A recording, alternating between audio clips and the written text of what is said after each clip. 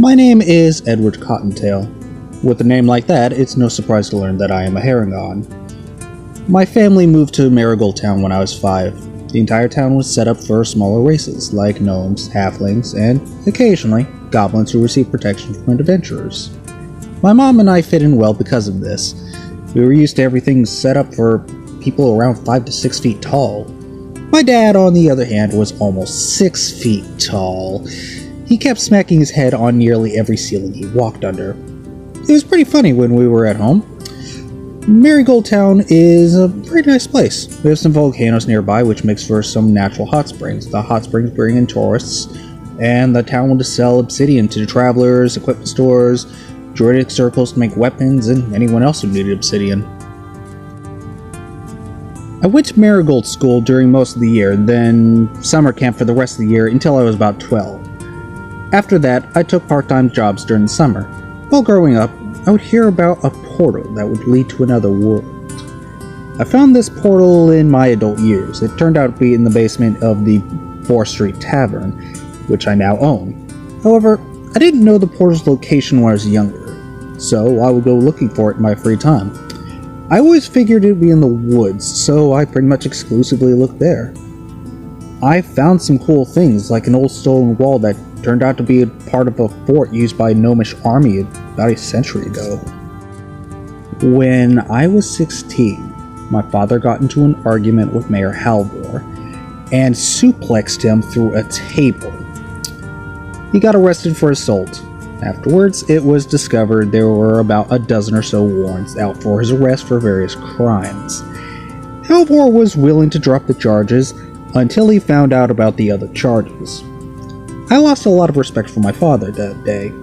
Luckily, I was almost an adult at that point, so not so much change outside of my mom visiting my dad in prison on the weekends and a slightly emptier house. On the weekend before my 19th birthday, my mom was at the prison trying to get a one-day pass for my dad to attend my birthday party. I'd gotten a bunch of marijuana, whiskey, and chocolate for the party. It was going to be pretty awesome. I had the day off, so I decided to check out the woods looking for the portal. I had some water and food with me. I was looking around. I kept thinking about the party I would have in a couple days. I had a goblin girlfriend named Arya who was going to come. My mom liked her, although I think my mom intimidated Arya. Mom was a big-time adventurer with black dragon scale mail and an eye patch. I was out for about 3 hours when I noticed something. A strange magenta flower I had never seen before. I leaned in to get a closer look, and to my surprise, the flower leaned in closer to me and sniffed. I gasped and took a step back as the flower started to sing. The petals had formed a mouth and were moving in tune to the music. I started to sway, my heart fluttering like a butterfly. I had found the other world. I was in the Feywild. This excited me. My people were from the Feywild, but I had never been there before. I looked around, seeing all the beautiful plants and animals surrounding me. Blues danced around me, reds shot around like arrows, purple swirled around me, and pinks dotted my vision. I saw a small cat with pink fur and antenna, a fluttering fairy wearing a dress made out of leaves, and a bunch of butterflies that flew in formation to take the shape of a dragon. A joyous laugh escaped my soul. I was overjoyed. I took in my surroundings for about an hour before deciding it was time to go home. It was then I noticed I didn't know where I'd entered from.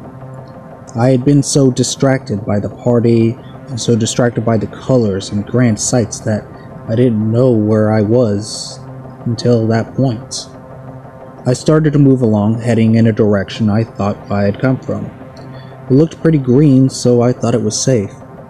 When people think of the Feywild, they think of color and dancing lights and fairies. This is true for the most part. However, there is a darker side to the Feywild. As I walked, the plants grew darker, and I could feel eyes upon me. I saw a dark purple flower. A hummingbird went to feed on the flower, but the petals wrapped around the bird. and began to chew, letting blood drip to the ground. The bird's dying squeak made me sick to my stomach. Even in the bright and colorful side of the Feywild, it had its dangers. However, I had stories that I felt I could rely on. I didn't have such comforts here. The sky was darkening. It wasn't going blue, it was going black. The moon wasn't visible. I had to get light. I grabbed a branch off a tree and tried to break it off to start a fire. I felt several long, thin, barbed things wrapped around my wrists. I screamed, trying to pull my hands away. The barbs sank into my skin.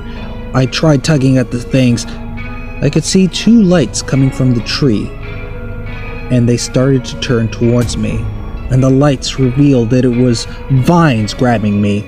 The tree then began to speak.